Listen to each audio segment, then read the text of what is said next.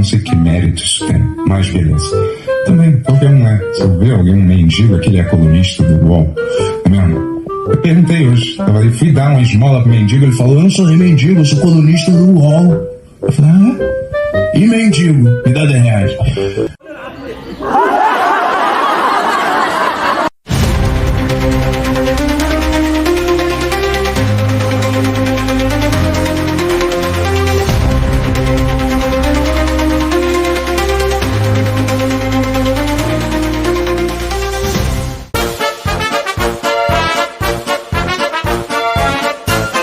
Você acha que a gravidade do áudio, né, poderia resultar na cassação dele? Porque esse é um assunto agora, claro que vai ser discutido aí em São Paulo, né? É um assunto do Estado, ele é um deputado estadual, mas tem uma repercussão nacional. Tem essa questão também da imagem do MBL, que foi chamado para ajudar nessa campanha de Sérgio Moro, como você falou, né? E agora absolutamente manchado com isso. Você acha que é o caso de cassação ou não? Eu não tenho nenhuma dúvida, Fabiola. Eu acho que, inclusive, é o caso de renúncia. Você acha que é o caso de cassação ou não? Eu não tenho nenhuma dúvida, Fabiola. Eu acho que, inclusive, é o caso de renúncia. Em qualquer país sério, esse parlamentar, ele renunciaria ao mandato. Agora, ele não vai renunciar. Então, a cassação, ela se impõe. É um comportamento muito desqualificado. Vai para muito além da falta de decoro. É crime mesmo.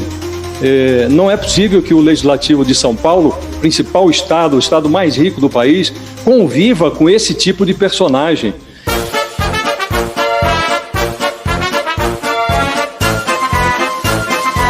Você vê isso como uma injustiça? Como é que você tem analisado isso, Jesus? Sem nenhuma dúvida, se for cassado será uma injustiça. Nós já comentamos aqui, o Glauber Braga, deputado do PSOL, ele não reagiu adequadamente às provocações que... Você vê isso como uma injustiça? Como é que você tem analisado isso, Jesus? Sem nenhuma dúvida, se for cassado será uma injustiça. Nós já comentamos aqui, o Glauber Braga, deputado do PSOL, ele não reagiu adequadamente às provocações que sofreu dentro do prédio do Congresso Nacional, de um militante, um provocador profissional do MBL.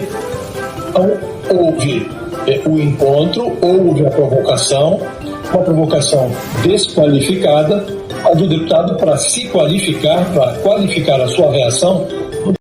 Como o coach do professor falar, está há 4, 5 anos que esse projeto está lá no Congresso. Na verdade, ele foi aprovado no Senado e ele está dormitando na Câmara do Arthur Lira. Aí o Arthur Lira botou como relator o Orlando Silva, que fez um belo projeto, um belo trabalho, e o trabalho, o Orlando Silva queria só o seguinte, votem, se quiser, podem discordar, etc., mas votem.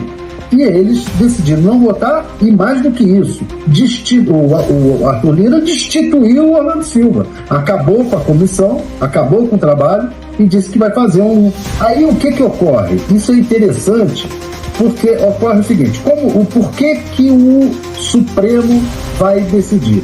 Vai decidir porque o Congresso não decide.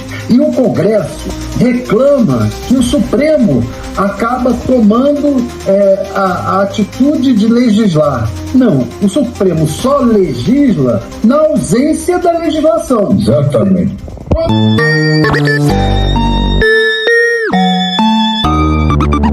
Agora, ele tem um papel tristíssimo no que diz respeito às instituições.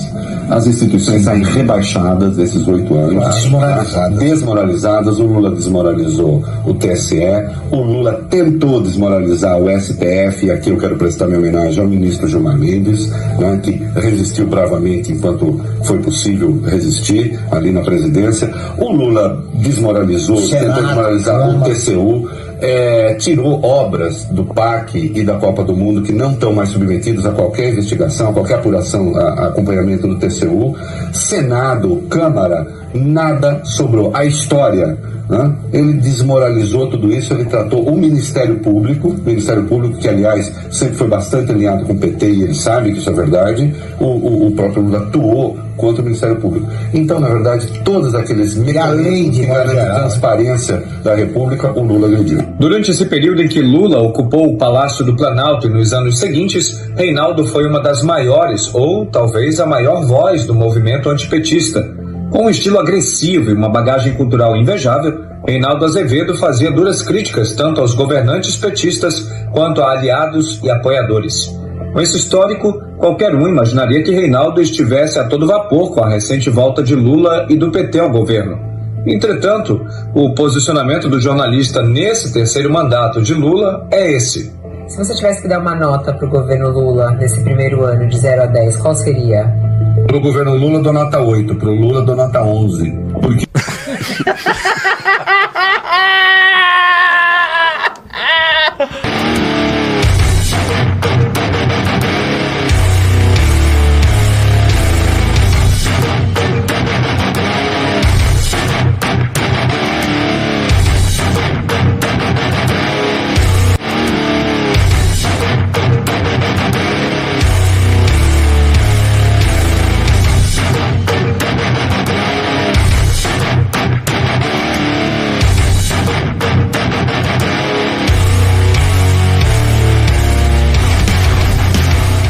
Este homem pegou uma nação destruída, recuperou sua economia e devolveu o orgulho ao seu povo. Em seus 4 primeiros anos de governo, o número de desempregados caiu de 6 milhões para 900 mil pessoas. Este homem fez o produto interno bruto crescer 102% e a renda per capita dobrar. Aumentou os lucros das empresas de 175 milhões para 5 bilhões de marcos. E reduziu uma hiperinflação a no máximo 25% ao ano. Este homem adorava música e pintura e, quando jovem, imaginava seguir a carreira artística. É possível contar um monte de mentiras, dizendo só a verdade. Por isso, é preciso tomar muito cuidado com a informação e o jornal que você recebe.